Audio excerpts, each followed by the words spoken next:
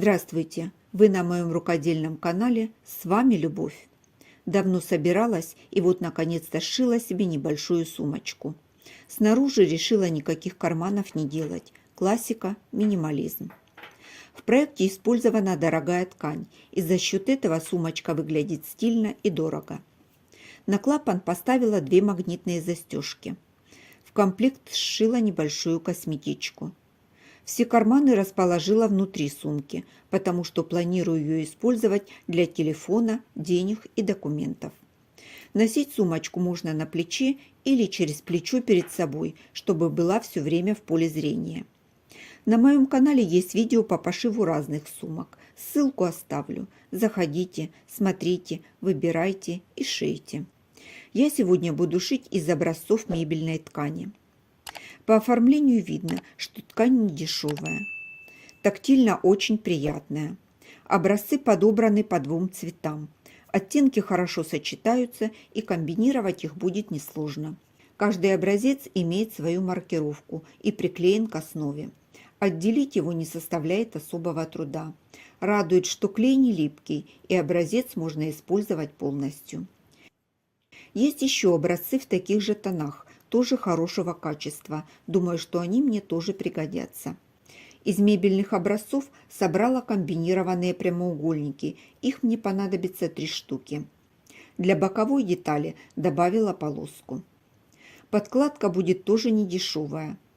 Ткань нестабильная, поэтому я ее проклеила флизелином и потом простегала с синтепоном плотностью 100 грамм. Стежка самая простая. Для нее я использовала двойную иглу и нитки в тон ткани. Заготовки получились объемные и довольно стабильные. За счет подкладки будет держаться форма сумки. Синтепон хорошо скользит, стягать легко, поэтому решила не закрывать его тканью. При желании, конечно, можно добавить еще 1 слой. Ткань на подкладке сложная, поэтому стягала с помощью шагающей лапки. В подобных ситуациях она здорово выручает. Ремень буду использовать готовый. Молнию возьму рулонную. И еще фурнитуру. Выкройки не будет. Все просто. Обычные прямоугольники. Передняя и задняя панель. 2 детали. 24 на 19 сантиметров. И 2 детали подкладки такого же размера. Клапан. 1 деталь 24 на 16 сантиметров и 1 деталь подкладки. Боковая деталь 7 на 65 сантиметров и подкладка для нее. Соединяла заготовки со смещенным краем. Так не будет утолщения в швах и соединение более надежное, чем в разутюжку. Начну с клапана. Нижние углы заготовки скруглила. С обратной стороны продублировала клапан. Полоска для глубины сумочки и сам клапан без припуска на швы. На подкладке установила магнитные застежки. С обратной стороны это место дополнительно укрепила 2 слоями флизелина и под крепление подложила плотную ткань. Складываю лицом к лицу, фиксирую зажимами. С 3 сторон подкладку срезала на 2 мм. Это нужно для того, чтобы получился небольшой перекат и подкладка не выглядывала с лицевой стороны. Строчку прокладывала узкой лапкой для втачивания молнии со стороны основной детали. Обрезаю уголки. Делаю небольшие насечки. Выворачиваю. Выправляю швы. Благодаря тому, что подкладка чуть меньше, получился перекат. Так будет аккуратней. Можно проложить отделочную строчку или оставить как есть. Заготовку приутюживаю. Все стало на свои места. Когда буду открывать сумку, подкладка будет отходить от основной детали. Я хочу ее закрепить. Можно проложить строчку в шов или пришить лейбочку. У меня есть вот такая фурнитура. Буду использовать ее в качестве декора и заодно соединю слои вместе. Боковую панель буду укреплять. За счет нее будет держаться форма сумки. Возьму полоску из залона без припусков на швы. Сверху накладываю серпянку и приклеиваю. Для стачивания использовала зигзаг, так сетка держится надежнее. Дно дополнительно укрепила строчкой. Подкладка. На ней пришила уплотнитель по размеру дна 22 на 5 сантиметров. Переднюю панель располагаю так, чтобы похожие цвета были по диагонали. Скругления на заготовке делаю такие же, как на клапане. Прикладываю и обвожу. Обрезаю. Складываю заготовку пополам и обрезаю вторую сторону. Прикладываю переднюю панель к задней. Контролирую расположение цвета и делаю скругления на углах. Начинаю сборку основы. Клапан прикладываю лицом к лицу к задней панели. Сдвигаю его относительно верхнего среза на 1 см. Совмещаю центры, фиксирую булавками. Прокладываю строчку. Вот так должно получиться.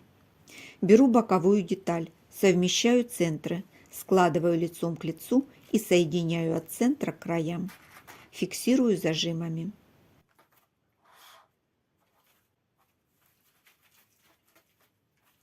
Прокладываю строчку. Строчку прокладывала со стороны основной детали, от центра в одну сторону, затем от центра в другую сторону. На скруглениях на боковой детали сделала небольшие надсечки, чтобы не стягивала деталь. Поворачиваю и переднюю деталь вшиваю также. Основа сумочки готова.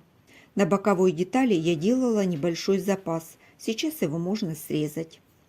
Заготовку вывернула на лицевую сторону. Нужно выправить швы и проутюжить с паром. Приутюжила со стороны основных деталей. На боковой стоит изолон, его гладить нельзя. На этом этапе можно отрегулировать длину клапана. Я оставляла запас. Можно сделать длиннее или наоборот укоротить. Я сделаю длиннее. Теперь подкладка. На одной стороне я сделала карман на молнии с рамкой из кожзама. Как сделать такой карман, можно посмотреть в моем видео. Ссылку оставлю вверху. Ко второй стороне подкладки пришью заготовку для кармана на молнии с 2 накладными карманами. Мешковиной для этого кармана будет служить подкладка сумки. Чтобы удобно было работать, я их соединю. Совместила центры и с изнанки по самому краю детали подкладки проложила прямую строчку со всех сторон. Получился вот такой большой карман. Срезаю все лишнее до размера подкладки. Детали должны получиться одинакового размера. На нижней части заготовок делаю скругления по размеру основных деталей. Беру боковую деталь и собираю подкладку так же, как и основную часть сумки. Собрала подкладку. Со стороны кармана на молнии в рамку оставила отверстие для выворачивания. Здесь подкладка тоньше, зашить будет проще. Отверстие оставляю большое, чтобы было удобно выворачивать изделие. Основную деталь выворачиваю наизнанку. Определяю на подкладке переднюю и заднюю сторону. Вставляю внутрь основной детали лицом к лицу. Соединяю контрольные точки, фиксирую зажимами. Припуски раскладываю в разные стороны. Подготовила держалки для ремня сумки. Вставляю их между деталями с одного бока и со второго. Оставляю припуск 2,5 см. По всему контуру прокладываю строчку. Строчку прокладывала со стороны основной детали, припуск 1 см. Высекаю уголки на соединениях. Достаю подкладку и выворачиваю через техническое отверстие. Сумочку вывернула. Теперь буду ставить вторую половину магнитных застежек. Закрываю клапан, размечаю место для крепления. Кнопки вставила. С обратной стороны дополнительно укрепила кусочками плотной ткани. Теперь можно зашить отверстие. Отверстие зашила вручную. По верхнему краю проложила отделочную строчку. Она закрепила подкладку и держалки для ремня. Строчку прокладывала со стороны изнанки, попадая в шов притачивания молнии. Большой карман на молнии. Изначально хотела сделать этот карман посередине, как перегородку. Потом решила, что в сумочке будет мало места, и пришила его к передней панели. 2 небольших накладных кармана для мелочей и еще один большой карман на молнии. Будет куда положить документы, деньги и телефон. В сумочке достаточно места еще и для косметички. Косметичку сшила из второй подборки тканей. Украсила вышивкой в тон ткани. Подкладка такая же, как и в сумке. Закрывается сумочка легко. Застежки держат хорошо. Ручку для сумки купила готовую на Алиэкспресс. Длину можно регулировать. Сумочка получилась небольшая, 22 см на 17 см. Глубина сумочки 5 см.